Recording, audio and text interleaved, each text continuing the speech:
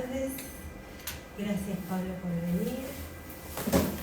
Gracias a ustedes por venir también. Voy a presentar a Pablo, brevísimo. Pablo es licenciado en Filosofía por la UBA. En 2 ocasiones ha sido finalista del Premio Literario Fundación Medife Filba por las novelas Las Pasiones Alegres en 2021 y Las Series Infinitas en 2023. Que acá está. Bueno, buenas tardes, Pablo.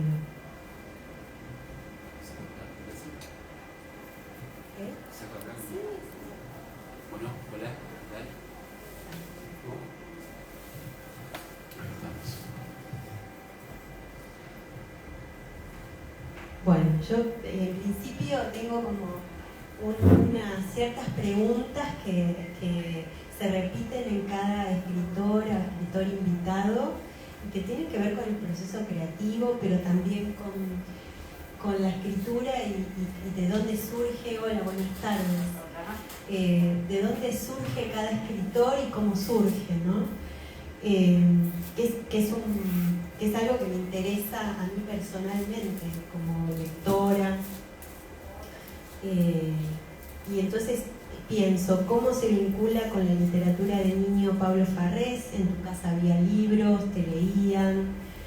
Bueno, en el libro del Buen Olvido aparece una mención a la ligera propia aventura. Sí. Y también perdí otro premio. Yo tengo una gran lista de finalistas de premios a los que he perdido. ¿Me faltaron? Sí, pero no. No, decilo así, completás mi información. No, ¿por qué de pérdidas? Bueno, para mí son ganancias. Ojalá todos fueran finalistas. No, el libro del Buen Olvido estuvo en el premio Gombrowicz. ¿Te acordás que se hizo el congreso Gombrowicz? Sí, bueno. sí. En San Telmo. Fui una vez a un congreso Gombrowicz en San Telmo. Sí, lo tenían, era por toda la ciudad, era buenísimo ese congreso. Son de un grupo que se llama El Desmadre, que hacen eventos que son geniales. Bueno, no hubo libros en mi casa. El otro día estaba escuchando a Leo Yola, con el que vos estuviste en el pasado. Sí. Y hizo... Lo estoy recordando ahora porque respondió del mismo modo que tengo que responder yo. Mi vieja no terminó el primario, mi viejo no terminó el secundario. Y nada, familia obrera, qué sé yo. No, libros no hubo. Después con el tiempo fueron apareciendo libros, ¿viste? Yo había empezado a leer y empezaron amigas de mi mamá que traían libros que iban a tirar, qué sé yo. Entonces empecé como una pequeña biblioteca.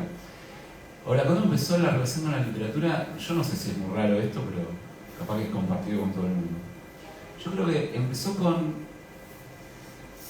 hubo una etapa, digamos a los 13 años, ponele, en que yo vivía con mi mamá y mi mamá estaba en una situación un poco difícil. Y empezó como a intentar, de algún modo desesperado, buscar alguna salida por medio de las religiones. Religiones muy ligadas al New Age, el orientalismo, ¿viste? Y no tenía mejor idea que llevarme. Lo que implicaba al comienzo un proceso bastante complicado.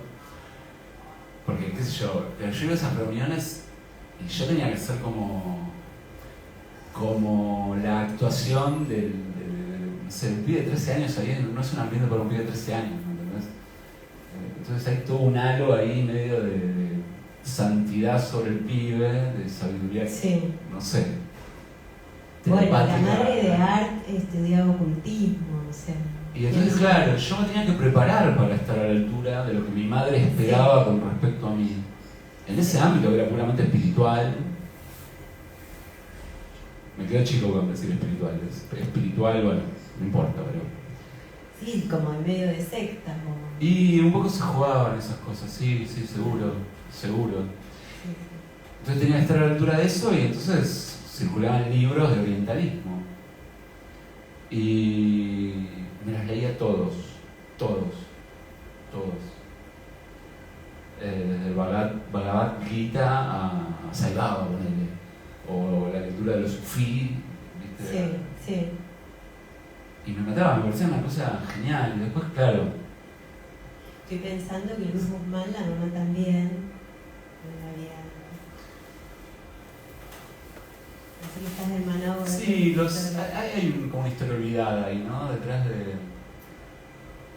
de la relación entre literatura y cierto espiritualismo heterodoxo, por decirlo de algún modo, ¿no? Vos decías Roberto Ar, bueno, ahí tenemos como una fuente. Sí. Mario Lebrero, digo. Sí. Son relaciones, no sé. Mi vida cayó en un nihilismo atroz del cual difícilmente pueda volver a acercarme a ese tipo de prácticas. Las tomo como un lugar de interpelación muy fuerte, ¿viste? De interpelación muy fuerte, porque yo, todas las boludeces que hizo mi vieja y a las que me llevó, me parecen atroces, pero yo rescato algo de ahí, que es el gesto desesperado de buscar algo, ¿viste? Eso me parece muy respetable. Me parece respetable en mi vieja y me parece respetable en muchos. Bueno, no me quiero extender, pero creo que debe haber algo ahí donde se inició. Uno se puede amparar, ¿no? Sí. Pero, además, yo no tenía libro, con lo cual me parece que ahí aparece el contacto con el libro como objeto mágico, ¿viste? Sí. Como algo que no sé, me prometía ir más allá de lo dado. Después se abrió el panorama y me fui para otros mundos, ¿viste? Descubrí la poesía y en el medio el teatro y después la facultad y bueno, ya después un camino espantoso de decadencia. ¿Cómo es y lista? Sí, porque elegiste filosofía, pero la pulsión de la escritura por la escritura no estaba ahí en ese momento. En el secundario, ¿viste? En el secundario había bibliotecas en los colegios públicos. Yo fui a un colegio público y había biblioteca. Yo creo que en el fondo siempre me sentí inferior.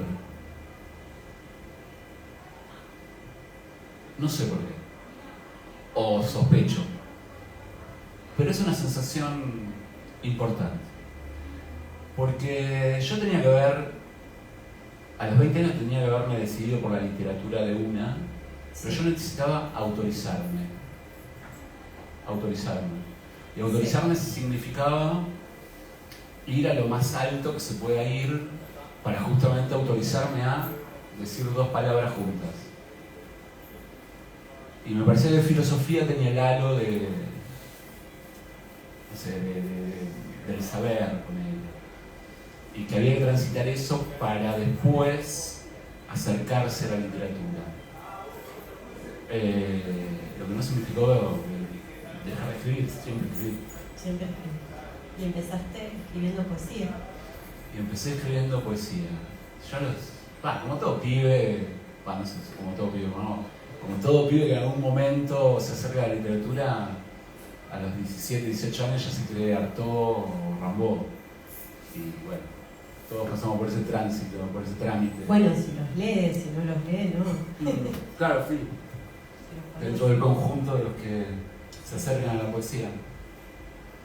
¿Y cómo te formás escritor? ¿Vas a taller, escribís solo, escribís con otros? Siempre fue una práctica muy solitaria. No sé por qué me pegó esta respuesta que te di de mi mamá. No la tenía pensada. Y ahora que me lo decís, me pregunto a mí mismo, ¿por qué la práctica de la literatura o de la escritura siempre fue un ritual tan solitario para mí? Y yo no sé si en el fondo no tiene que ver con, no sé, cierta cuestión espiritual.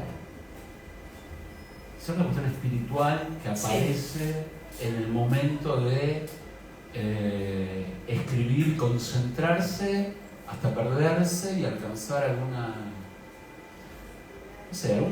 estado semi-estado de trance, ¿viste? Me parece que hay algo ahí. Sí, que encontraste tu religión. Sí, no sé si llama religión, pero Pero sí hay un ámbito de la práctica sobre uno mismo. Sí.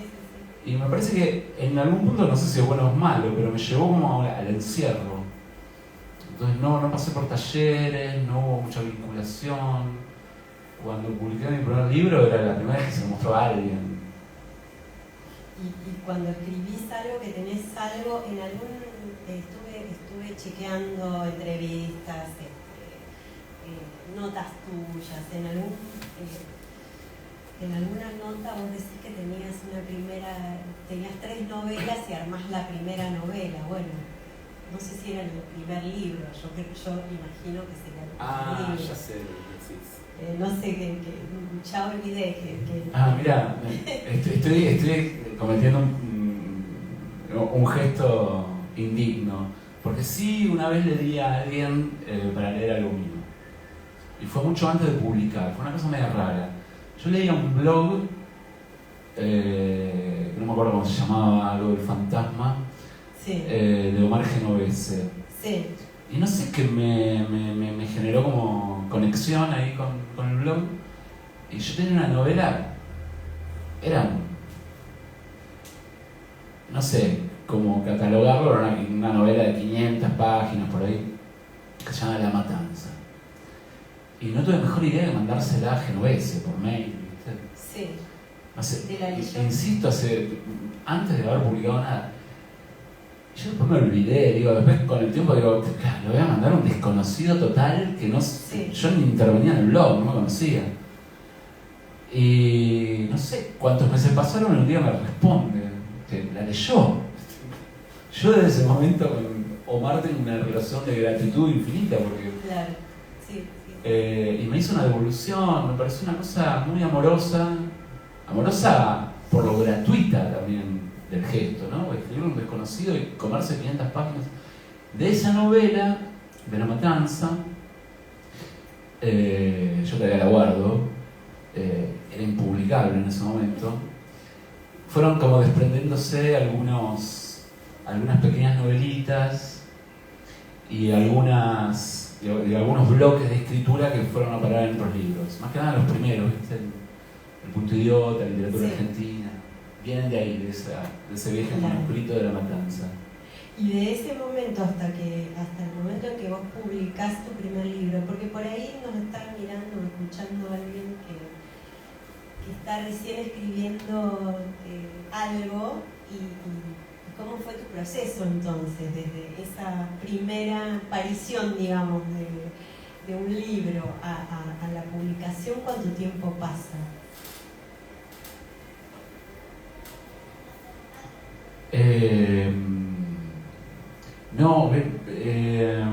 Lo que pasa es que fueron textos que yo fui escribiendo durante muchos años, entonces no hubo como, no sé cómo decirlo, yo escribía mucho, ¿viste? Sí. Y entonces saqué algo de ahí, lo mandé a una editorial, bueno, me lo recibieron, lo publicaron, pero no lo viví como algo de tiempo, de mucho tiempo, sí, que claro. estás escribiendo mucho tiempo y en algún momento...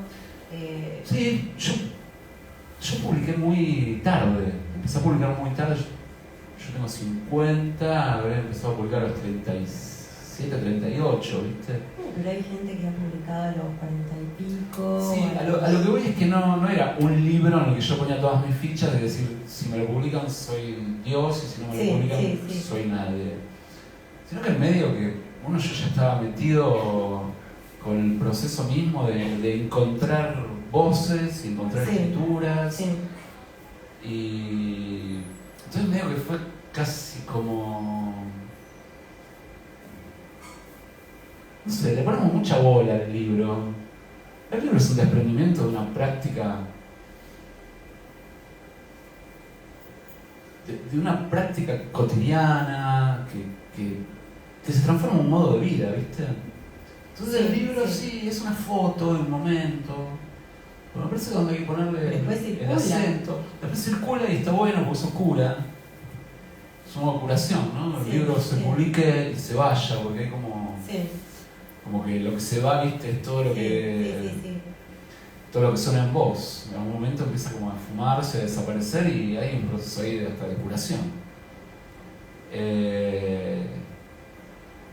Pero bueno, no le pongo tanto énfasis en ese primer libro, además era un librito y me parece que, bueno, son todos libritos. Algunos son libracos. Sí, sí, pero son grandes. fotos, ¿eh? Sí. Son fotos. Ojalá en un día, bueno, va a ser el día que esté muerto, se transformen en una película. Porque yo creo que están escritos desde ese lugar, ¿viste? Cuando uno te lee, o sea, yo te leí todo junto, digamos, para esta nota, y los libros como que fui sintiendo como que hay temas y hay Bolaño decía, no lo iba a decir porque ya lo he repetido a esto, pero Bolaño en un decálogo de escritor decía, hay que escribir de a 3 cuentos, no de a uno, para no repetirse, porque es como si uno estuviera siempre escribiendo acerca de lo mismo o siempre con el mismo tema, estuviera insistiendo en el mismo tema. Y hay algo de esa insistencia que es como un pasaje en todos tus libros. Porque hay citaciones, hay cosas y hay temas. Sí, yo concuerdo, yo veo el pasaje, pero me gusta verlo también como un secreto, ¿viste? También. Hay como una especie de secreto que van guardando uno con respecto al otro, sí. Y que a veces siento que es secreto para mí mismo, y entonces eso me impulsa a seguir buscándolo. Hay algo de eso que se juega con las series infinitas. Sí. Incluso con el título, ¿no? De sí. pensar esto, no solamente lo relativo al contenido del libro, sí. Sino pensar la propia literatura, la propia escritura como una serie infinita, incluso, qué sé yo. Nada, eso, con eso está bien. Bueno, yo igual había como ordenado todo y preguntas. ¿Cómo escribe Pablo Farrés? ¿En qué momento? ¿En qué lugar? ¿Anda por la vida pensando, tomando notas y después se sienta un día a escribir? ¿Te sentás, te quedás a veces con la hoja en blanco? ¿Te pasa eso?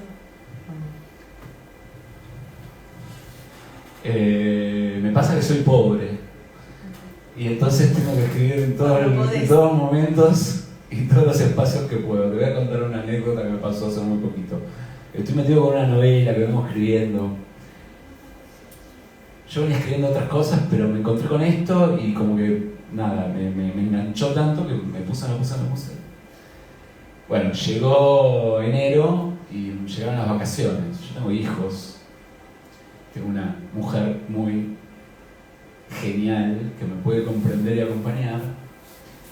Y dada mi situación de pobre, me fui a un camping ¿cómo se llama? Del sindicato de docentes en Necochea. Sí. Había 800 personas en el camping. Y yo tenía que terminar esa novela. Y mi mujer me dijo, mira, llevate la computadora, si puedes escribir, me parece una locura, porque digo, ¿cómo vas a llevar la computadora al camping? Y me pasé los 20 días escribiendo dentro de la carpa. Y fueron unas vacaciones hermosas, porque como era un camping, era muchos chicos, mis hijos encontraban otros amiguitos con los que irse a jugar, ¿viste? Mi mujer era la más genial de todas y siempre está metida con sus cosas también. Entonces me permitía ese tiempo para... Entonces fue genial, ¿viste? Porque... Sí. Pero eso me pasa también en mi casa, ¿viste? Yo escribo... Bueno, Bolaño tenía un poema... caóticas, digamos. Sí. No me lo acuerdo bien, pero dado que citaste a Bolaño, me acuerdo de ese poema, que me acuerdo mal, que dice algo así como escribir bajo la noche, en medio de los relámpagos, escribir cuando no hay nadie, escribir con tu hijo a UPA y seguir escribiendo. Me recontra veo, viste, en esa situación. Ahí, sí, claro, sí. Entonces no tengo esa cuestión. Hay veces que sí, necesito soledad y la busco también desesperadamente, pero no veo un corte, ¿viste? Entre vida y literatura, no. Es una fusión, hay algo ahí que va junto, no puede estar separado. Insisto, escribo con las demandas de mis hijos, escribo yendo al trabajo, volviendo al trabajo. Y hay obras, libros, autores con los que volvés a visitar en el tiempo, que estás en diálogo. Digo, yo pienso en términos de lectura, de estar en diálogo con el otro, ¿no? Sí. Volver a leerlos. Sí, cuando yo te decía esa cuestión de que el libro era un objeto mágico, sí. Yo, no sé, lo que me refiero con el libro como objeto mágico es la cuestión de que es un objeto que guarda la voz de los muertos. Sí, sí. Y es impresionante. Es impresionante. Vos decís, ¿dónde quedó el pasado? ¿Dónde quedaron las voces de los muertos? La visión de los muertos, lo que imaginaron los muertos. Bueno, en el libro, mirá si hay algo sagrado en este mundo, si no es el libro. Y ahora me perdí lo que me preguntaste. No, si tenías un diálogo con algunos autores. Claro, viene de ahí. Sí. El tiempo, digo, que volvés. Así que el diálogo es con esas voces del pasado, digo, que se hacen presentes a través del libro. Y sí vuelvo a libros y puntuales. ¿Querés decir algo?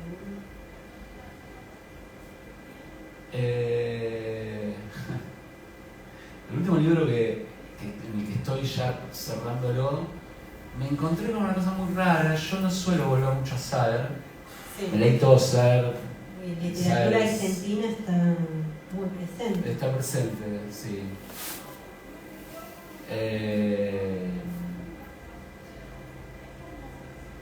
Es raro, no sé cómo volví a Cicatrices. Sí.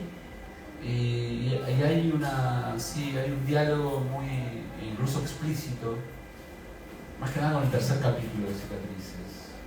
La verdad es que aparece el juez que recorre la ciudad creo de Santa Fe, y aparecen los gorilas que recorren la calle, como la alucinación del tipo, pero escrita desde el lugar de la pura descripción. ¿Qué gorilas? Donde quizás nadie los ve, ahí están, sentados en la última fila, pero lo ve solo el juez. Es impresionante, ¿sabes? Pero sí, uno vuelve a... Pero sí, volví a saber ahora, pero vuelvo a todos. Digo, vuelvo a Aira, vuelvo a Lamorini, vuelvo a Borges, vuelvo a Fowler, sí.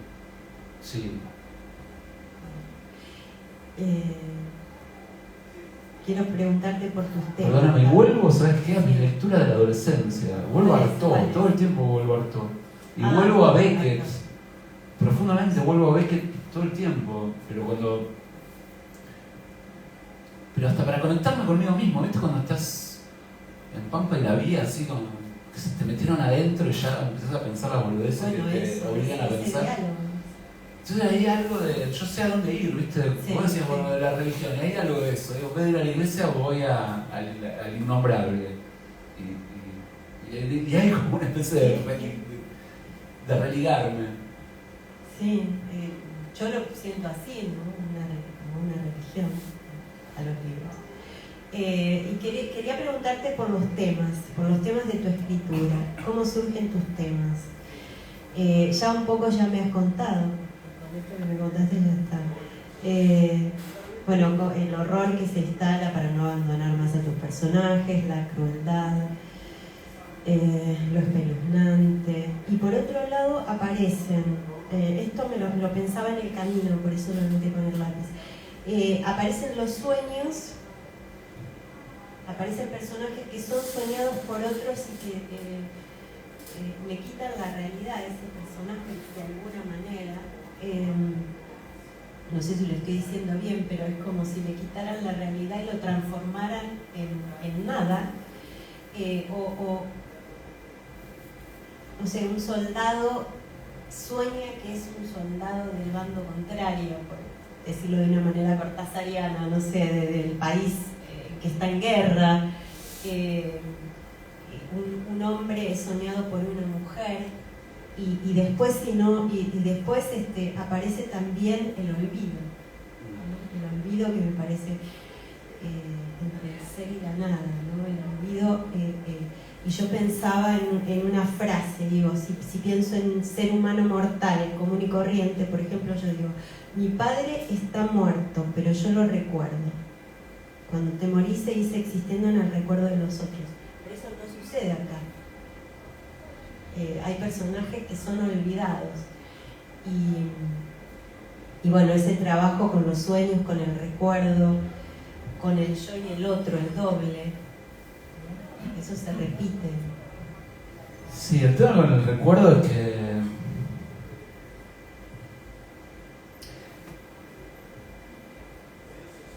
a ver, yo siento que estamos formateados y el recuerdo falso después. A eso quería ir, claro. Creo que estamos formateados para ser funcionales a las reglas que se nos imponen como la buena vida, ¿viste? Sí.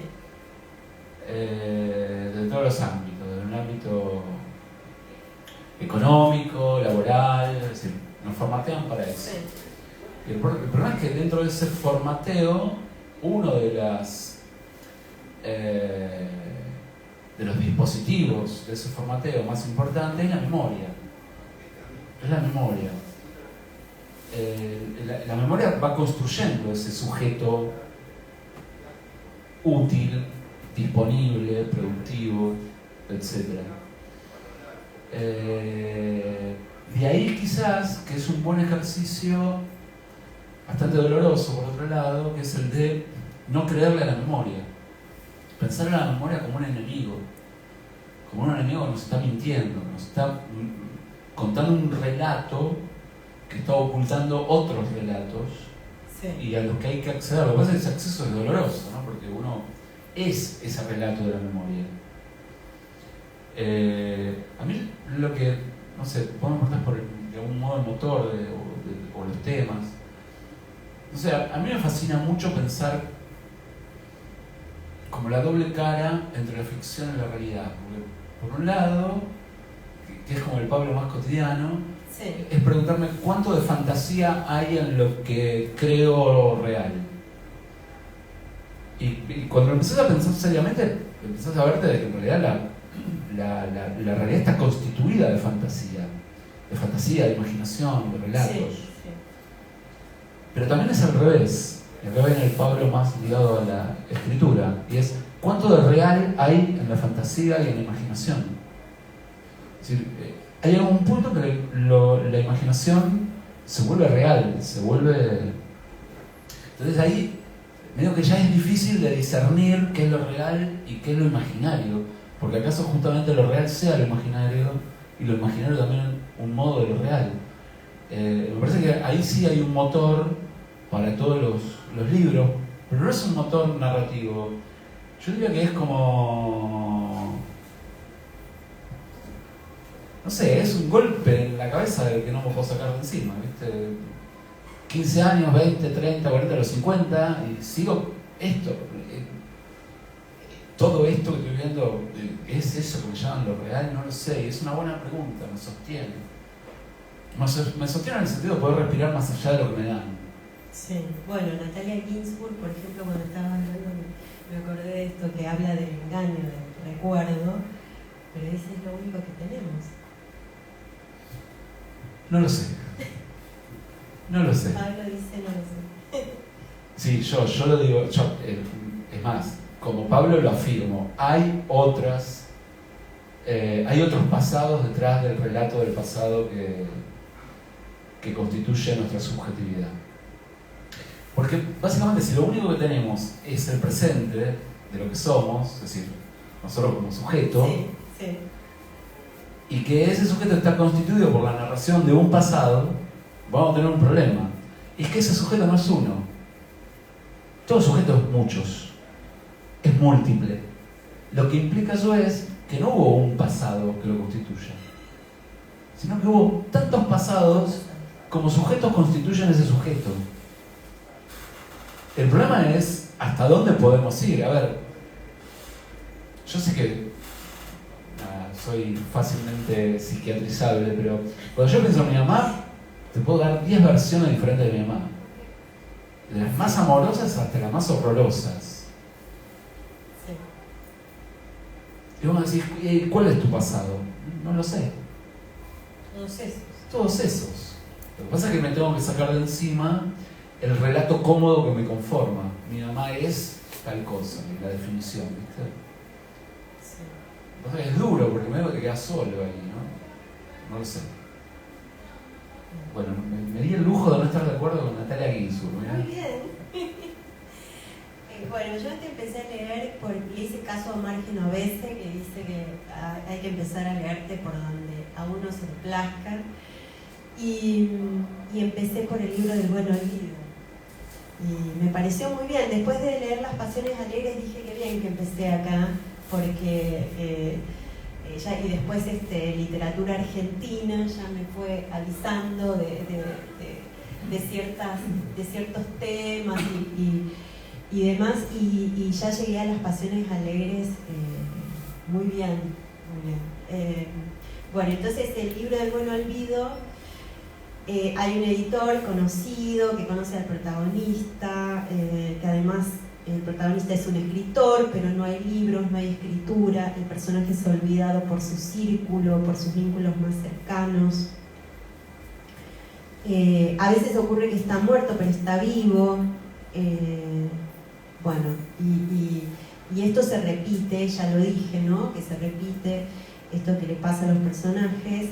Y lo que daña no es el afuera, en general es el adentro, la familia, los padres, la pareja. El daño se produce en el seno familiar. A medida que voy leyéndote, se me presenta una variable que atraviesa todos estos libros, que me parece a mí que atraviesa estos libros, o varios, que son personajes chicos u hombres que no pueden salir del gobierno de sus padres, que están atrapados en una especie de infancia eterna. En este libro el personaje queda atrapado en la pubertad y aún depende de su padre en el Estado, y vuelve a la casa paterna. En literatura argentina también el personaje vuelve a la casa paterna. En Las Pasiones Alegres viaja con su madre. Bueno, ¿qué hay de todo eso?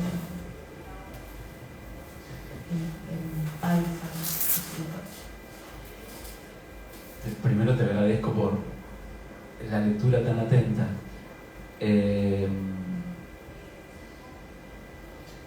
Sí, hay como... está esto que vos planteás con la cuestión de la familia. Yo diría con los dispositivos, bueno, justamente lo decía recién, ¿no? Con los dispositivos... El horror sucede en la familia, no se da afuera de la escena familiar, se da adentro, o con la pareja, o... Sí. Mi visión con estos libros es que hubo como un tránsito y un recorrido en el que los primeros libros trabajan mucho con, de algún modo, la destrucción de los dispositivos familiares, institucionales, diría hasta nacionales. Sí. Porque como decís, el adentro es la familia, pero también son las instituciones, o sea, el reglamento está en la escuela. Sí. Después el desmadre ya está la cuestión nacional de los 70. En el pequeño Guerra Inútil está las Islas Malvinas. Entonces, el dispositivo de la familia, que está en el punto idiota, empieza a crecer, pero siempre en busca de alguna forma la gran pregunta es: ¿qué hay más allá de eso? ¿Qué hay más allá de la familia? ¿Qué hay más allá del yo, del nombre propio? ¿Qué hay más allá del ser argentino? De lo que nos tocó ser. Entonces hay una búsqueda de ese adentro hacia afuera. Lo que pasa es que para llegar hacia afuera, de lo que somos, implica justamente un proceso destructivo. El proceso destructivo de estos dispositivos que de algún modo nos constituyen en función de identidades atrapadas en su propia narración, atrapadas o coaguladas en el yo, coaguladas en el tiempo histórico que les toca vivir, coaguladas en una realidad. Alcanzar una afuera implica justamente esta etapa de destrucción para ver qué hay más allá. Quizás lo que hay más allá es quizás peor, no lo sé, pero sí. La pregunta por ese más allá de lo humano, que implica justamente otro modo del horror, sí, o otro modo de interpelarnos acerca del horror, sí. Se mete también en el adentro. No, claro, pero cuando vos, por ejemplo, decís, cuando el narrador dice desaparecer, un lector ya se da una idea de lo que es desaparecer porque vivimos en Argentina, ¿no? O sea, somos argentinos, más allá de que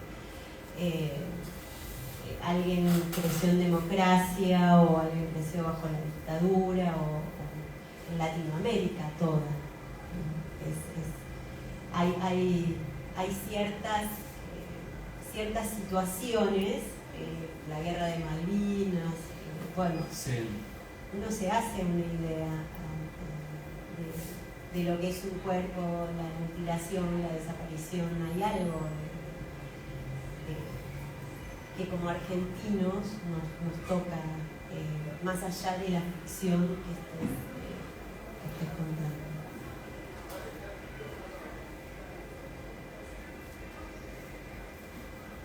Sí,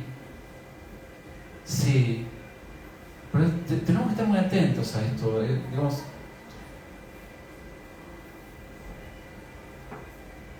Yo tengo posiciones políticas que no sé si importan demasiado o no. Lo que sí es que dentro de mis posiciones políticas, y que más bien tienen que ver con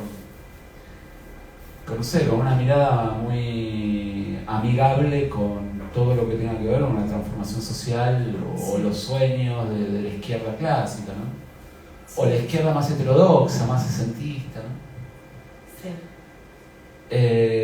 Ahora, dentro de ese lugar del cual yo mismo me pienso y me narro mi propia identidad, me doy cuenta de las narraciones, las ficciones y la fantasía que constituyen mi propio discurso, mi propio modo de ver el mundo. Y a eso también me tengo que enfrentar. Y yo sé que es duro, porque es más fácil tener completamente claro quiénes son los amigos. El problema es cuando empiezas a descubrir que los amigos no son tan amigos, cuando empiezas a ver oscuridad por todos lados. Sí. Lo que no significa, bueno, no, nada, eso. Sí, yo creo, no sé, adivinar un poco de dónde viene tu lectura o tu devolución. Y para mí fue muy necesario esos primeros libros, sí, en los que yo me tuve que enfrentar a mis propios presupuestos. Y no de modo amigable, sino de realmente enfrentarme a mi propia imagen de los 70, sí, a mi propia imagen, porque, insisto, es mi imagen, no es que yo vengo de otro lado y puedo, no sé, tener una mirada crítica, no, yo vengo de ahí. Ahora, justamente, hay algo de la necesidad de enfrentar las propias narraciones para buscar algo diferente, para buscar algo que permita respirar otro aire. Bien. Literatura argentina me impactó mucho, Pablo. En principio convive en la biblioteca el manual de conducción política de Perón, que me encantó eso, con Borges. Me encantó también. Borges, no lo hubiera podido creer. Estar junto a Perón. Bueno, aparece Pierre Menard, hay alusiones a Telquel, un personaje que copia libros, la domesticación entre lo animal y lo humano, la bestia y el ser. Y también se arma un canon con Boca de Lobo, que es un libro hermoso, La Liebre, uno de los primeros libros de Aira, Nadie nada nunca de Saer, Fowl, que también lo siento el pulso de Fowl en tu literatura. También de Bataille, te dije esto, y Coco Ave también, algunas cosas que he leído de Cobal. Bueno, es una prosa que desborda y también es liminal, que siento que en general tus personajes habitan un espacio liminal, como están en un borde ahí que no se sabe bien si están en la realidad o si habitan otro espacio.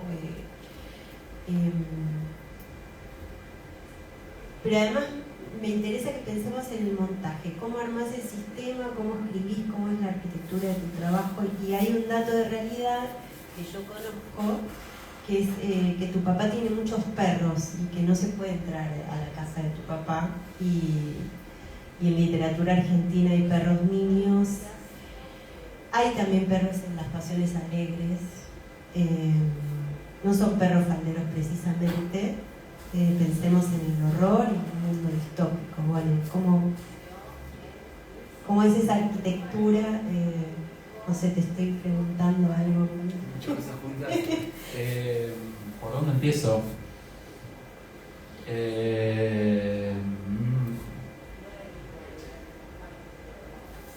Sí, no sé, literatura argentina juega con esta idea de un hombre que domestica a niños como si fuesen perros. Sí. Hay algo ahí que me interesa como muchísimo, que son dos planos, ¿no? Uno es el plano de lo humano como el resultado justamente de una domesticación de lo animal. Sí. Entonces aparece todo digamos, abre las puertas para pensar lo político en función de estas herramientas de domesticación de lo animal para producir un humano. Y a la vez está la otra parte, que es la parte como quizás como más, sí, a la que vos estás señalando desde sí. Mi padre.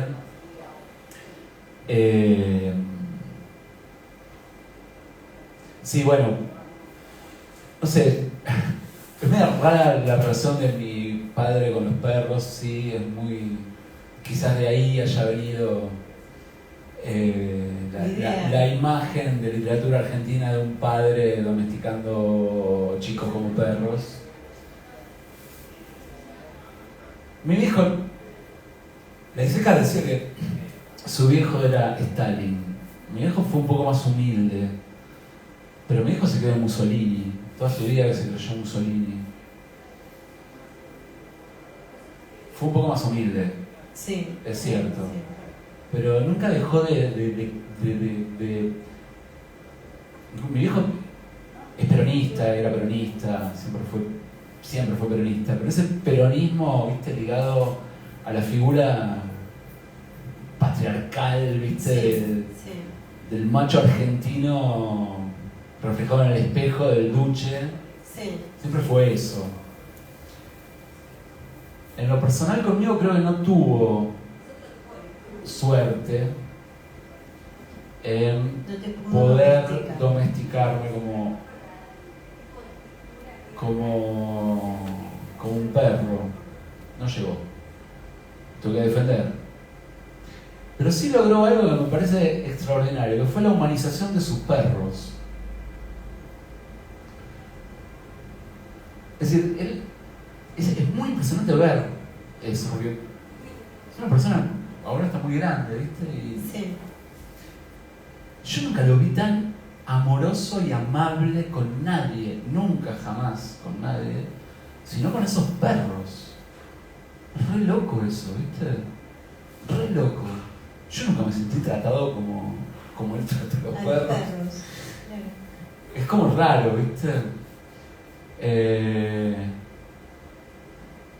No sé, esto como da pie como a pensar la relación, ¿no? Entre literatura y vida. Hasta dónde claro, sí, hasta uno dónde toma cosas Desde ya que no hay una relación de simetría o de paralelismo absoluto, nada por el estilo. Yo tiendo a pensar que esas cosas, que ya la separación entre literatura y vida está mal planteada. La literatura es un modo de vida y es una de las tantas expresiones de la vida. Con lo cual se juega todo el tiempo vida ahí. Lo que pasa es que, insisto, expresar no es representar. Como cuando aparece un libro. Escribís todo lo contrario sobre eso, esa domesticación. Sí.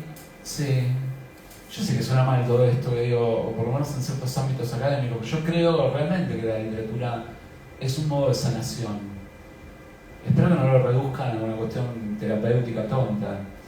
Pero también hay que hacerse cargo de algunos procesos ligados a la relación que tenemos con las narraciones y con los libros, que tienen que ver con un proceso de transformación de la propia existencia, ¿viste? Ya sea como lector o como escritor. Me parece que hay algo ahí que se juega y que hay que atender.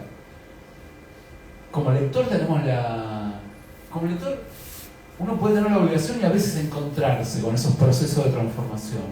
Como escritor tenés el deber de registrar qué es lo que se juega detrás de lo que estás contando. ¿Desde dónde viene esto que estás contando? Si la literatura no es un jueguito. No es un jueguito. Y cuando es un jueguito tampoco lo es. Tampoco lo es. Tampoco lo es. Sí, en una charla que tuvimos en Córdoba, vos hablaste de los temas de la escritura que yo me sentí totalmente identificada con esto, con un solo libro que escribí, pero que no entendía por qué estaba escribiendo eso, que no era lo que yo quería escribir, era algo que me había salido, era totalmente oscuro. Entonces vos hablaste y yo sentía que me estabas hablando a mí, ¿no? Porque vos hablabas del horror social y de tus temas de escritura, pero bueno, con esa mirada. ¿Vos te acordás de esto? Voy a mover la cámara porque no te ves. ¿Te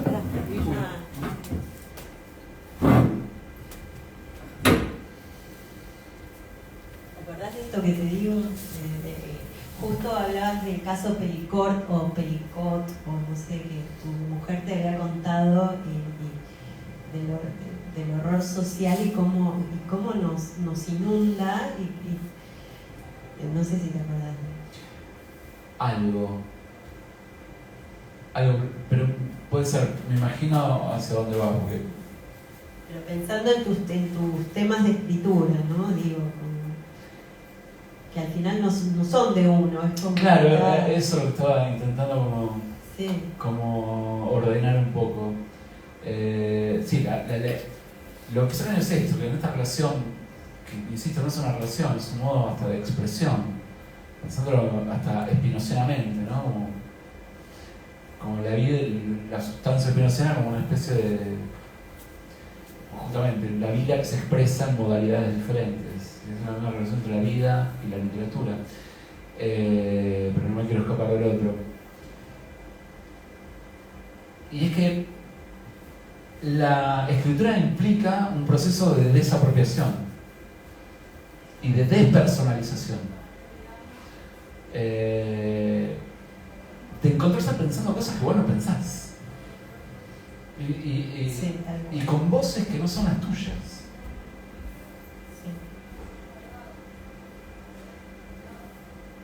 E incluso, insisto con esto, de pensar cosas que vos no pensás, que son contrarias a lo que vos podés llegar a pensar en términos de una buena conciencia.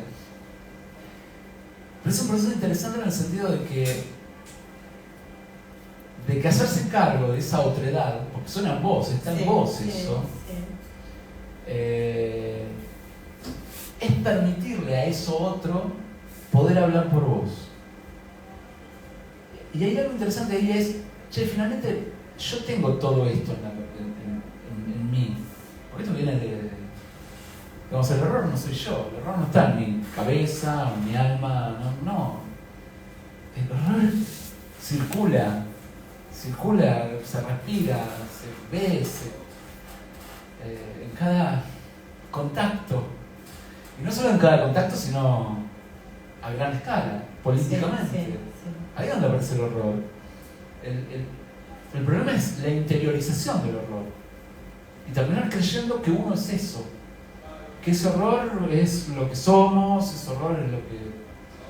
Y la literatura, de algún modo, lo que genera es la posibilidad de hacer hablar ese horror para alcanzar el punto en el que uno entiende de que eso que uno imagina, escucha, ve, no es uno mismo. Yo puedo escribir sobre perros, niños transformados en perros, y esto en mi cabeza, surge de algún lado, soy yo. Pero el proceso de escritura me facilita a mí claro, eso está en mí, pero no soy yo. No soy yo. Yo puedo respirar, puedo vivir, puedo amar, aun cuando eso esté en mi cabeza, porque lo puedo transformar en otra cosa. Ya no es mío.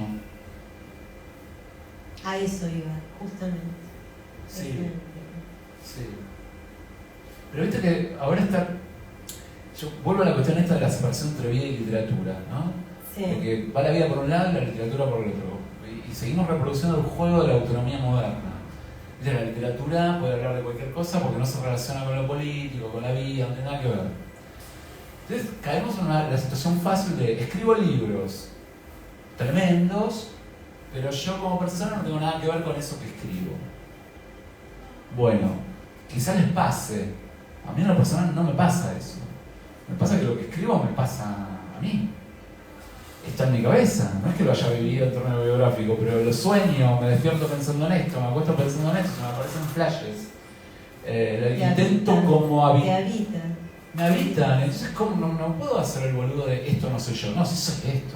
Soy los niños perros, soy la gente que circula en las series infinitas, soy el chico autista del punto idiota, sí, soy todo eso. ¿Cómo no lo voy a hacer? Pero justamente la escritura lo que posibilita es la despersonalización de eso.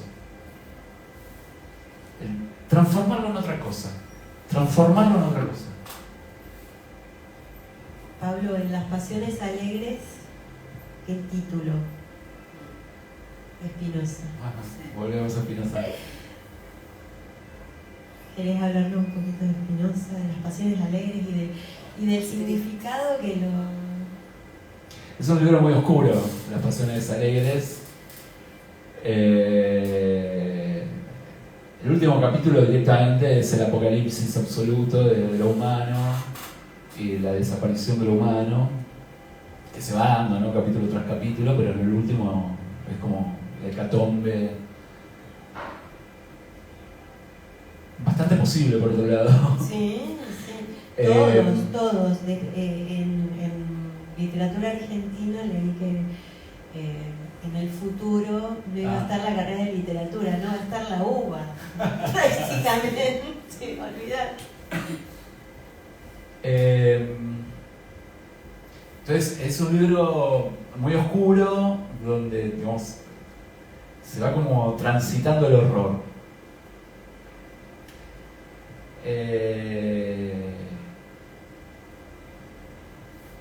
¿Por qué las pasiones alegres? Spinoza, que es un concepto spinoziano, Spinoza es un pensador ligado a la afirmación. Hay un vitalismo en Spinoza de poder estar a la altura de lo que la vida de un modo me dona, me da, me construye, me regala. Entonces, claro, lo que a veces nos olvidamos con respecto a Spinoza es que lo que nos propone Spinoza es la afirmación acerca de la vida, pero teniendo en cuenta que la vida no es solamente la plenitud del placer, la felicidad o lo que fuera, sino que la vida también es la muerte, la enfermedad, la traición, el horror.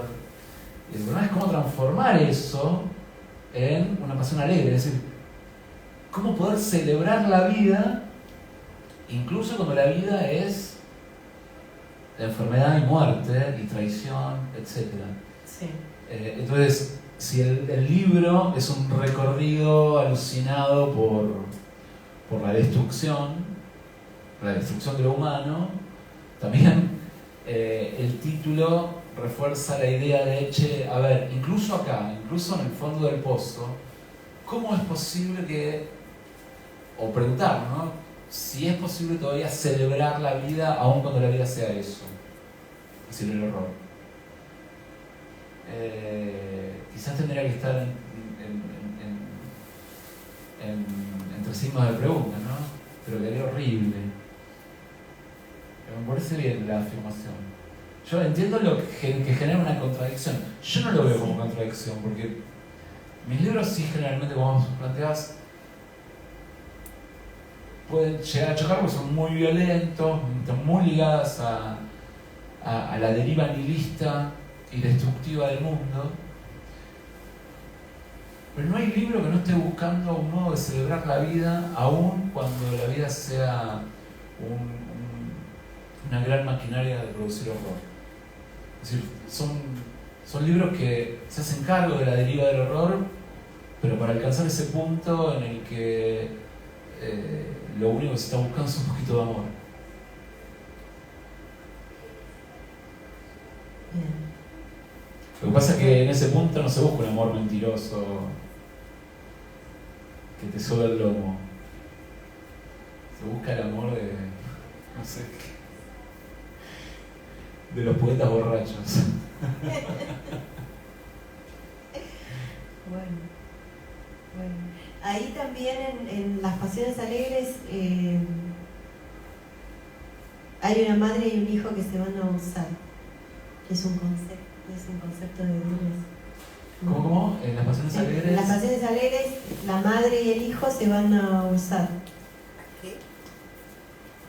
No sé qué. Ursat. Ursat, sí. Ursat, que es un concepto de Deleuze. Sí, aparece en el Antiedipo y después lo retoma en Mil Mesetas también.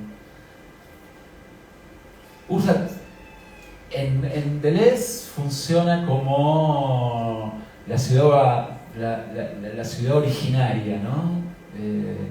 La ciudad-estado originaria, que recorre como un fantasma toda la historia humana.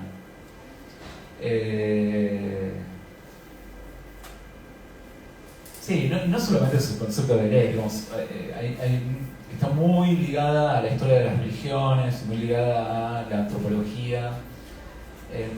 Sí, en Las Pasiones Alegres uso esta idea del Ursat.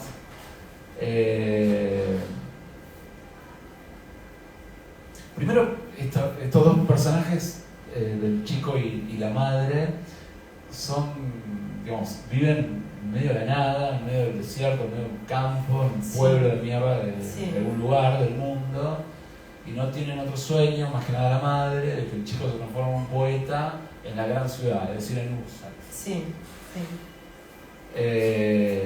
Vos pensás que yo no sé nada de filosofía, así que... Sí, es un juego. Es un juego en el que de algún modo lo que se marca ahí es: no hay ciudad que de algún modo no se conecte con esa ciudad originaria y fantasmática. Llena de dinero. Sí, claro, pero que además, a ver, en la antropología es la gran pregunta. A ver, ¿cuándo es que los primates nómades se transforman en Homo sapiens labradores, agricultores? Y en el medio están pensando que para que exista este tipo de sociedad organizada en relación a la agricultura tiene que aparecer el Estado. Sí. Y el Estado es Ursat, esta ciudad que organiza a los pequeños productores y donde el primate nómade se transforma justamente en un Homo sapiens ligado a la agricultura y a la producción. Entonces ese Ursat funciona como el pasaje, ¿no? Entre de algún modo la animalidad y lo humano, sí. Estos grandes dispositivos de transformación de lo animal en humanidad, y ahí en Las Pasiones Alegres cumple esa función, ¿no? Cumple esa función transformada en nuestro presente histórico. ¿Cuál es nuestro Ursat? Nuestro Ursat es la fantasía financiera, ¿no? El mercado financiero mundial como aquello que nos interpela en términos de si no estás acá no sos nada. Pero bueno. Pablo, ¿y nos recomendás libros? Sí. ¿Hay tiempo para una preguntita? Ceci, si alguien le quiere hacer una preguntita. Bueno, ¿nos recomendás libros y después si alguien tiene una pregunta? Bueno, José. Justamente, estando José acá, de modo de no recomendar la literatura de José. Bueno, libro de José Rettig, el último, El Muñeco. El Muñeco. Son todos buenísimos. De Cine Líquido, Los Extraterrestres, son todos geniales. Sí, hay, no sé, desde los últimos años yo veo cómo circula un tipo de literatura que cada vez me siento como más impactado, diría. Y que circula en lugares de no mucha visibilización, de que no son muy visibles en términos de mercado, si lo querés, pero que circulan. Y me parece impresionante lo que se produce en esos lugares. Hace poco terminé de leer Hotel Pelícano, de Agustín Caldaroni. Es un libro maravilloso. Maravilloso, es un libro de cuentos. Son todos buenos. El Fatalista. El Fatalista. Lo recomiendo mucho. Vos en algún momento hablaste de Fowling. Sí. Yo creo que sí, que la escritura de Caldaroni es como un desprendimiento de Fowling. Es como un modo de decirle a Fowling que descansa en paz porque... Lo sustituyeron. No sé si, pero sí que su voz digamos, resuena en otras voces y se encuentra Fowling muy, muy tranquilamente. Es de una sensualidad, esa escritura muy extraordinaria. Sí, ese libro me encantó. Bueno, de esta circulación, bueno, vengo de leer, esto no está en un libro, pero vengo de leer en un blog que se llama Sintopía, en una revista que se llama Sintopía, sí. Que está en un blog, un cuento de Manuel Moyano Palacio, que no me acuerdo ni el nombre. Es también una cosa extraordinaria ese cuento, hermoso. Los libros de Agustín Condo de Bock son tremendos. Hay ahí también un proyecto, no solamente un proyecto, ya están sus libros circulando. Sí. El último libro es un librazo de 500 páginas, vos decís, wow, loco, esto...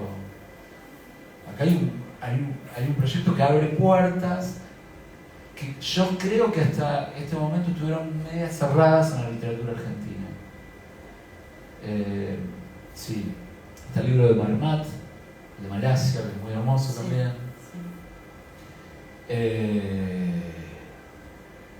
Bueno, muchos libros. Bueno, ¿quién quiere hacer una preguntita? ¿Alguien quiere hacer una pregunta? Yo puedo, buenas noches. Hablaste mucho de la escritura desde algo como una actividad, qué sé yo, existencial, ¿no? O sea, tu relación con la escritura, con esa actividad y todo eso lo que puede significar personal y socialmente. Y dijiste que los libros eran como fotos, ¿no? Y es cierto que las novelas están construidas de una manera no desalineada, pero indiferente con respecto a convenciones, ¿no? O sea, como si hubiese un flujo de escritura, ¿no? Pero al mismo tiempo los libros se van publicando y aparte Nudista tiene esa diagramación tan reconocible, ¿no? Y hablas de Lamborghini, que escribió un poco como vos lo describís, pero también de Saer, que justamente construía obra, ¿no? Entonces, ¿cómo ves el conjunto? Es decir, ¿lo ves como conjunto? ¿Hay obra? ¿No hay obra? ¿No? ¿Cómo, más allá de las relaciones que se establecen entre un libro y otro, cuando lo vas escribiendo, cómo te sentís con respecto a, bueno, lo que se llama obra, ¿no? Sí, me parece a mí que es una mirada muy particular que me tendría que tomar un rato para justificarla. Pero yo creo que en Lamborghini hay algo, la escritura de Lamborghini, hay algo de lo teatral. De lo teatral en términos de su literatura se constituye en una escena, ¿viste? En una escena. E incluso donde quizás el protagonista de la escena sea la misma escritura, ¿no? Pero que a la vez hay como una ruptura de la escena de la escritura cuando aparece el propio escritor. Hay una tendencia en Lamborghini siempre dejar el tajo de la propia, de aquel que está fuera del teatro, pero que pretende aparecer en la escena del teatro de la escritura. Viste que, no sé, me acuerdo ahora de cuando estás contando cualquier cosa y dice Osvaldo, no, señor Osvaldo, no, señor Osvaldo Lamborghini. Pero siempre está esta cuestión de aparecer él, ¿viste? Aparecer su nombre propio, e incluso aparecer en términos de la escena de la escritura. El hotel. El reglamento del hotel, como me voy a olvidar del hotel donde escribe Astor, que es donde escribió Hernández, si no me confundo, Hernández San Martín Fierro, y Lamborghini, que se la pasó de hotel en hotel, repite la escena del hotel Astor, pero en medio de algo que no tiene nada que ver con eso, aparece como irrumpiendo en una escena teatral.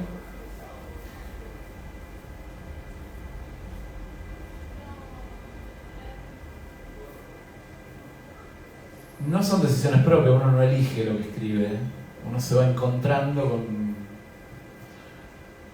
con algo que lo excede. Yo creo que mi escritura está más ligada al flujo del cine. Al flujo del cine. A mí me impresiona mucho Lamborghini porque Lamborghini puede hacer algo que yo no puedo.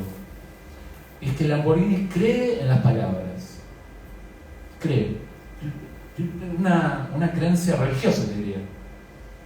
Pero no porque las palabras signifiquen algo, sino por el misterio de la palabra.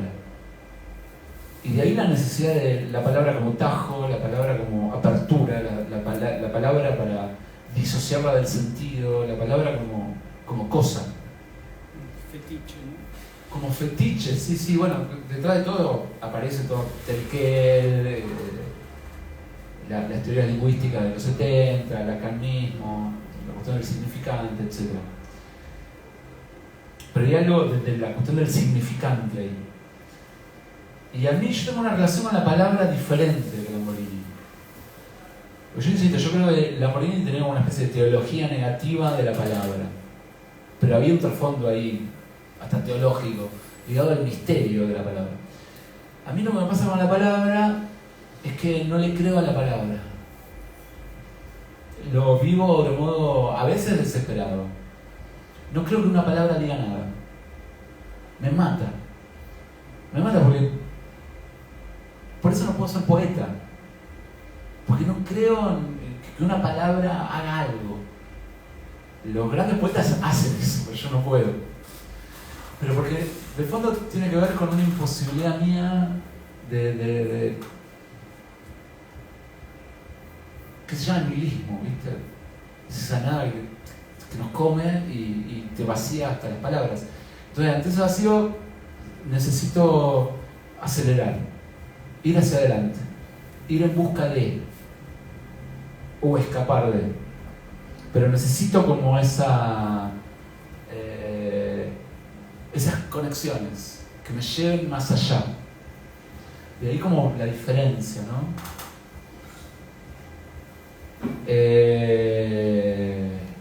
No sé si respondí. Más o menos. Más o menos, pero igual está bien, tenés todos los derechos.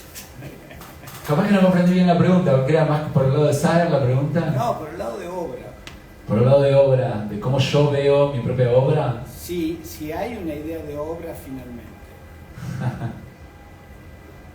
Si hay una idea de obra finalmente. Es una gran pregunta, porque hay una idea de obra, sí. Sí hay una idea de obra. Lo que pasa es que la idea de obra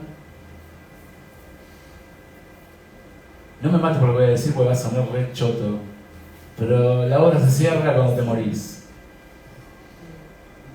Hoy no con los archivos, Pablo, no dejes nada. Lo que pasa es que, bueno, sí, pero me encantaría decir sí, la obra está. El problema es que no estoy muerto y por lo tanto la obra no está. Pero por otro lado te puedo decir, che, estoy yendo hacia la muerte. Con lo cual la obra se va haciendo.